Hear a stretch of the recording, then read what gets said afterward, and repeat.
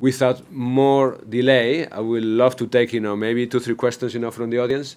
I just have, a brief, ask. First and foremost, identify yourself, name and organization. Speak to the mic. And last but not least, a question ends with a question mark. So let's make sure that we ask a question, because there are a lot of people as well in the room and a lot of people as well online. So who is interested in the questions? So 1, 2, 3, maybe. Thank you. And indicate, who you want your question, and we'll try to do justice to it. Hi, my name's Zahid Yusuf. I thought it was really interesting when you showed the first video, and it talked about in conflict-affected areas how there's this breakdown of trust. So breakdown of trust within communities, between different communities, and also between state systems and citizens. And you also talked about it, Neha, and you talked about it, Christina, about this need for trust and building trust. And this I'm missing the question mark right now. Yeah, and so my question is we've also been talking here about accountability and how we should be either accountable to our beneficiaries, or beneficiaries need to demand more accountability from the humanitarian actors. But actually, instead, should we not be looking at how beneficiaries are accountable to each other? Because it's through building accountability to each other we're going to build trust, which is the essential element of addressing these issues of conflict. Okay, thank you. Thank you. Thank you.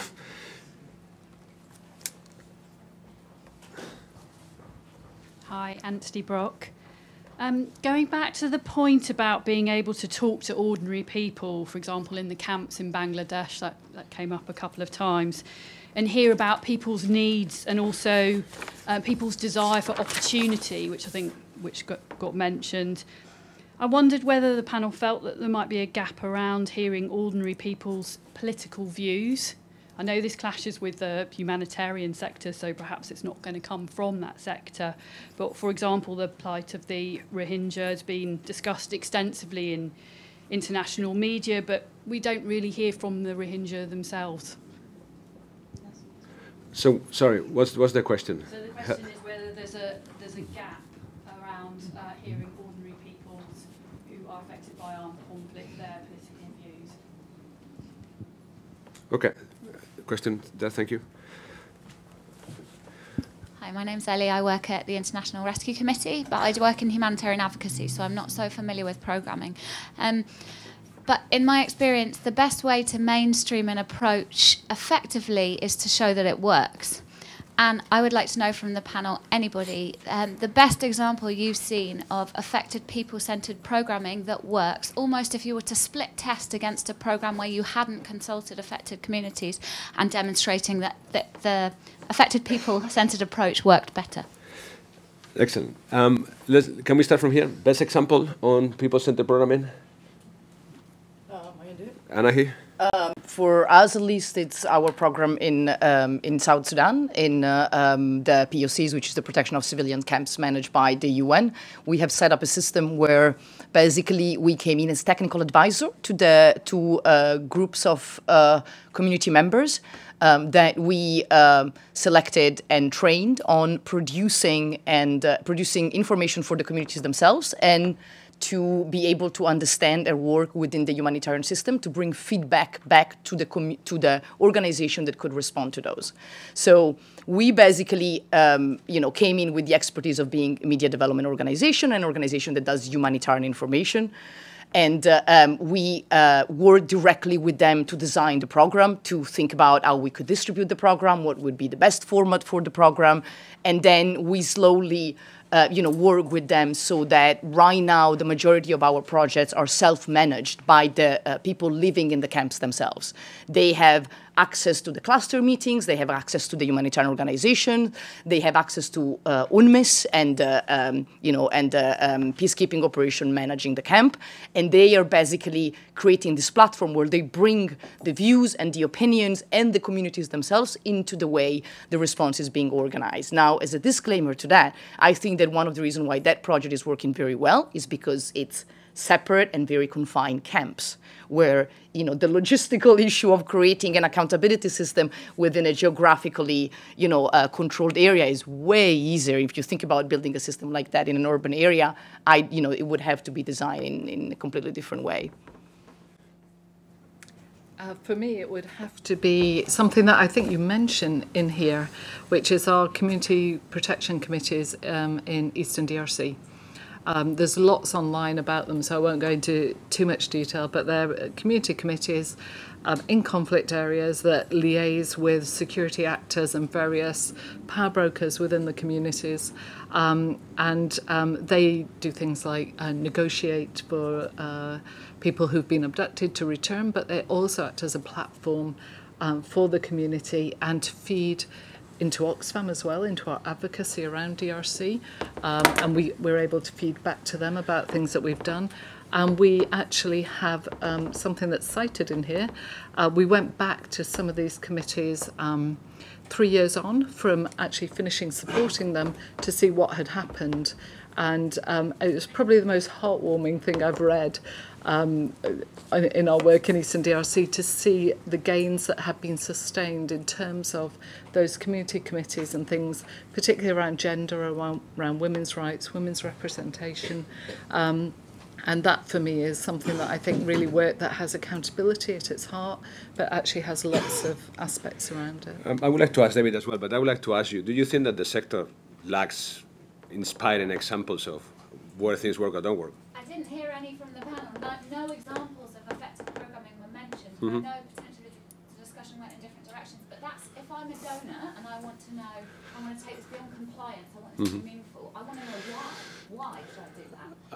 Yeah, I mean, maybe it's an issue of compliance. I think at least the way I think we see it within the ICRC is it's not necessarily about, the donors. I think it's more importantly, how can we inspire, our own colleagues to do things differently? And I think people, we're not interested necessarily in the why or the what. I think we get it, that people want to do it. The question is how, as Anna was mentioning, how we can do it better. And I think this is where we feel documenting, evidence and, documenting good practices. There's nothing like best practice, we believe. I think it's important as well to see, what can work in other places.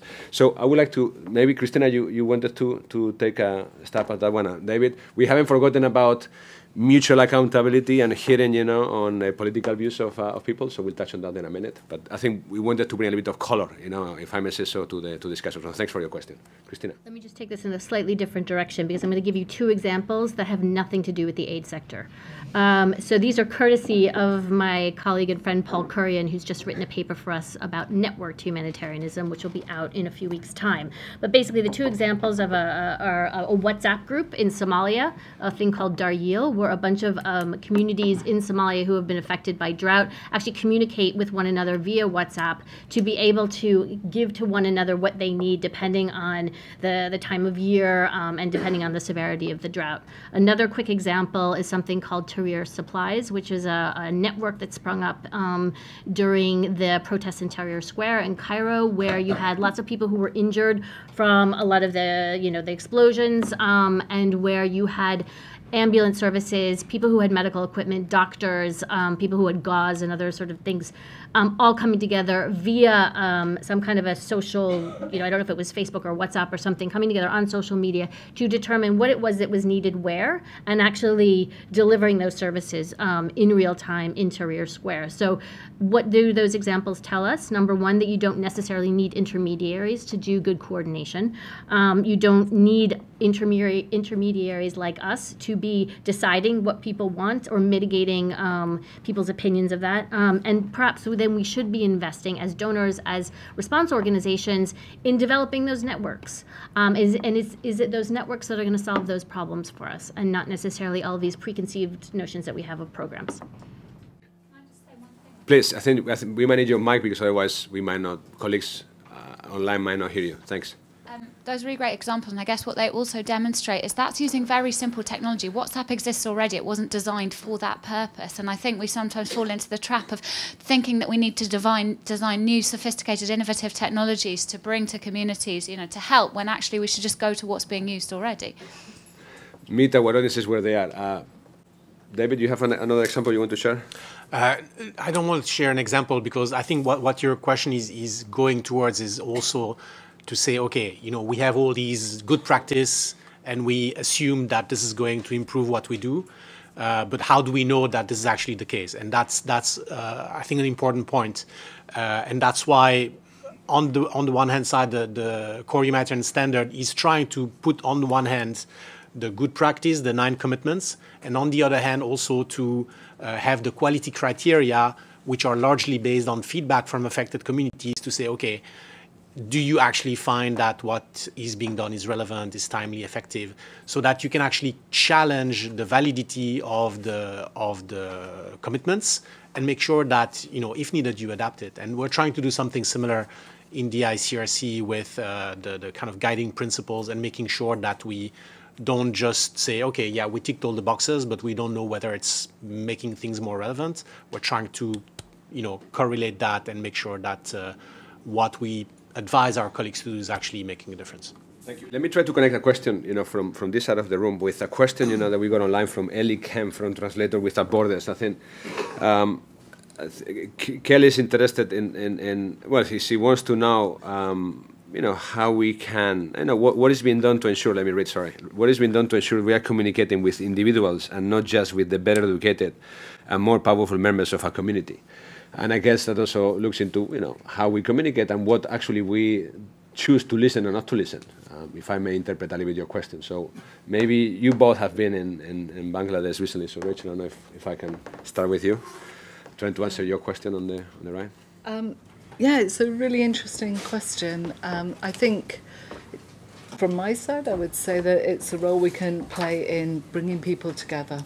So if we have groups that we are sponsoring and supporting, it's thinking about how people can come together in those groups. I'm thinking about groups we've had perhaps with refugees and host communities together, where they've had very different views and they've been able to actually work towards something that's perhaps a little less of a divisive issue, and that has helped them build those relationships of trust so that they can work more closely together.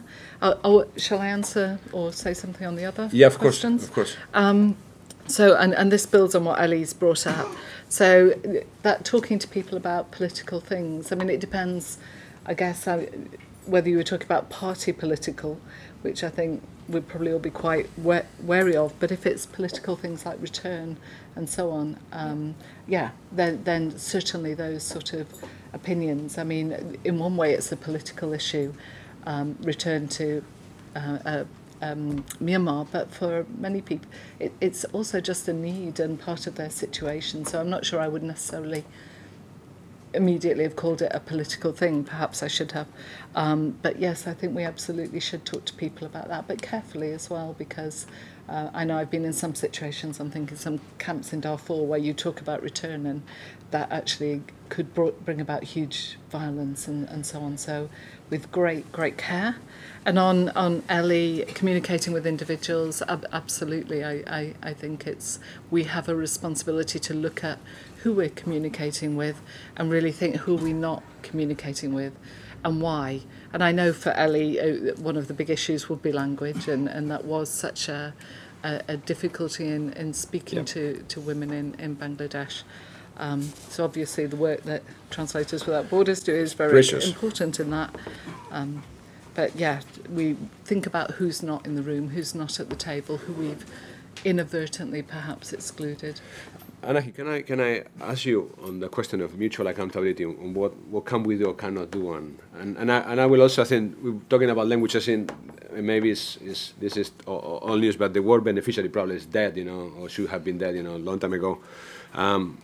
So how does, what's your take on this issue of mutual accountability? It's an interesting question, because the issue is like, it's not our role to kind of like define what accountability is and then teach it to the local population. I mean, I think we go back to that issue, right? I think that different communities and different cultures and in different contexts have already their own idea of what accountability is, because, these people come from structures that may be completely different from others, but they're still structures, and structures that normally they have created themselves and then may work one way or another, but if those structures will change as an outcome of the community choosing to change the structure or not. So actually, when it comes to the mechanism that the communities use to, call it, regulate themselves, I would say that we shouldn't have any role.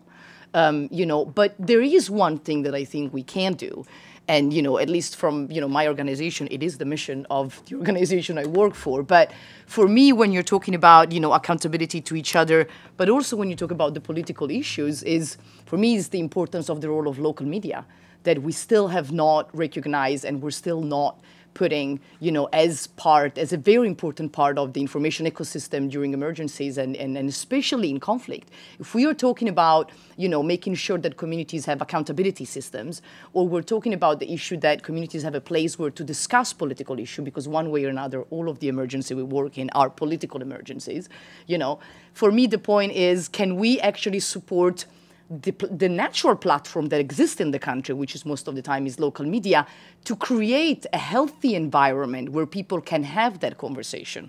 And that, for me, is a role that media development organizations, try to do, all the time. Internews does it, Hirondelle does it in his own way, BBC Media Action also. So I think that there's a lot that can be done in that sense, but it's more supporting the already existing structure that allow people to actually have those conversations.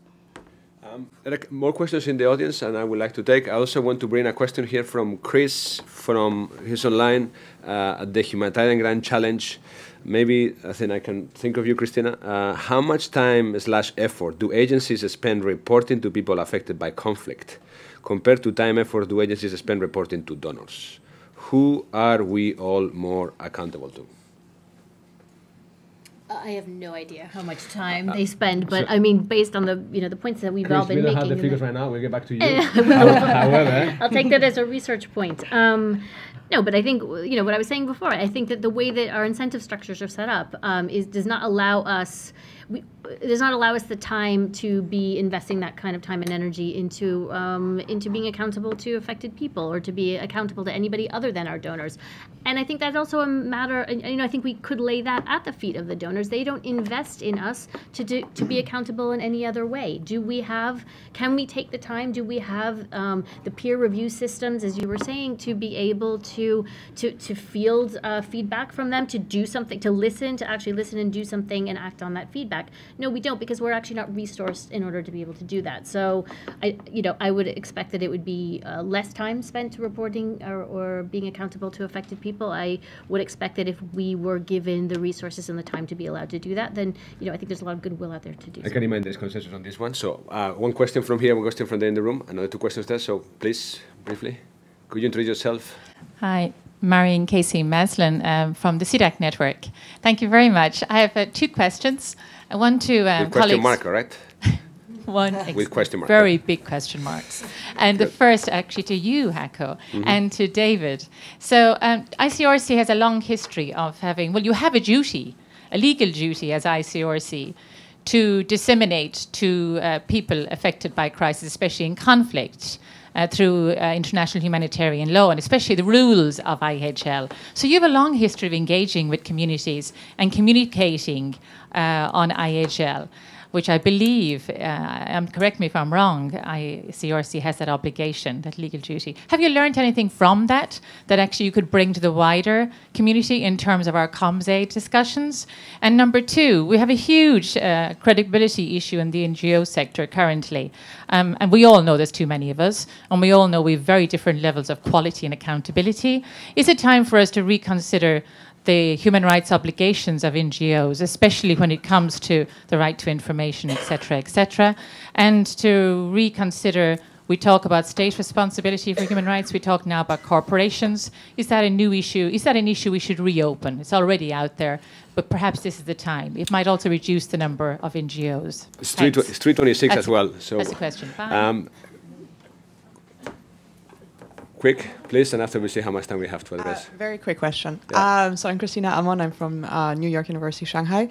I was wondering, it's more of a clarification. When you say donors should push NGOs or organizations to invest in accountability, does that mean that they should just push them to implement systems, which then has a danger of becoming a bureaucratic burden and sort of may not lead to any change? Or should they actually make their donations sort of contingent on positive outcomes after these systems have been implemented?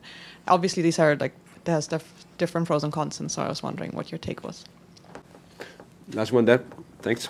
James Corrie from Wilton Park. Two very brief questions in relation to the digital issues that Jacopo raised. Firstly, I'm wondering, are there any agencies that are making progress in offering conflict-affected people and community organisations access to some of the big data that agencies now hold, and are thereby grappling with some of the data protection and privacy issues that entails? And secondly, we're seeing a very rapid emergence of online platforms that offer, that promise to directly connect donors at all scales with community-based organisations.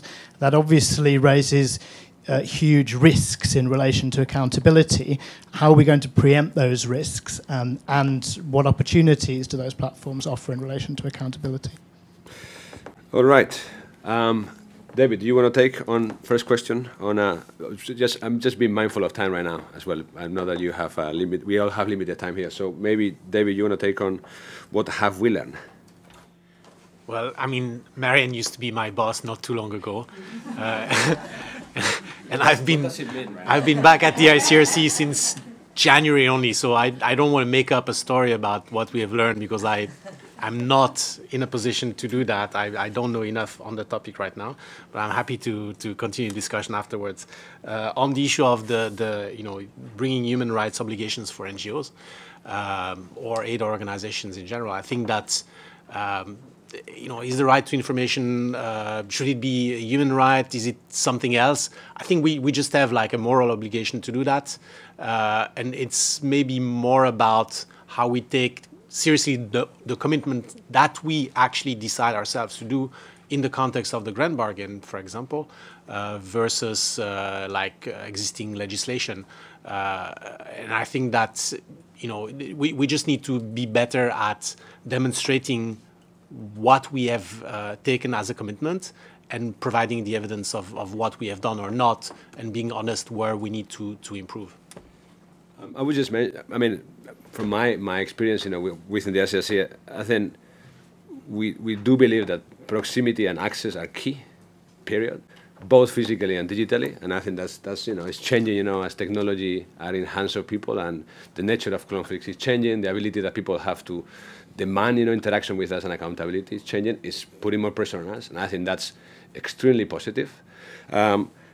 I think at the same time, what also is prompting, the ICRC institutionally, and I think this is the process where we are now within our new institutional strategy, on trying to figure out how we can become an institution which is more, better accessible, by people. So it's not just about being obsessed about having access to people, but how can we become more accessible, whatever that means, depending on the context, depending on the technology.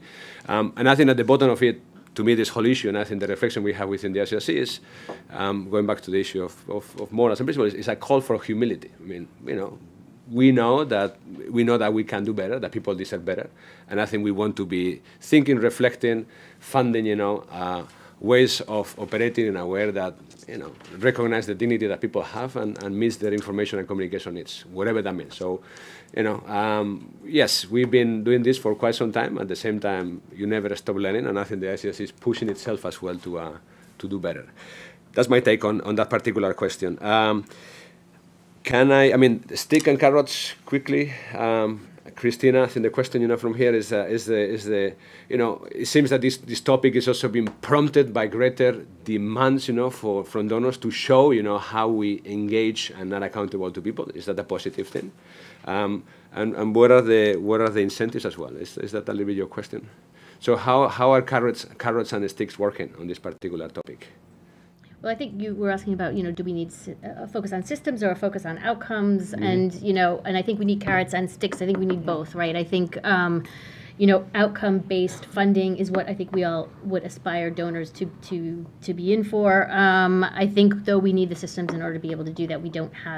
We're not incentivized to do it. We don't have the methods in order to be able to do it. So I think you answered your own question. I think it's a combination of both.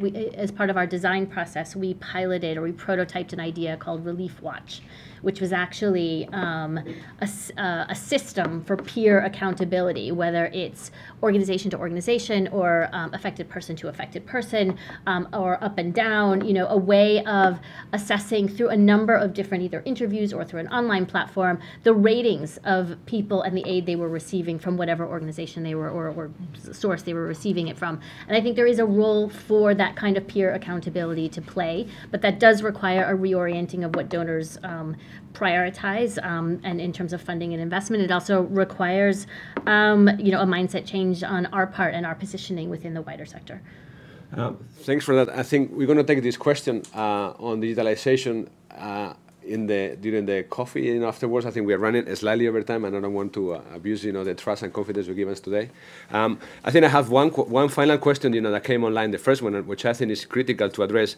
This is from Chris Houston, Saint Tayab, and Stegi Hafstender. Apologies for pronouncing your surname wrong.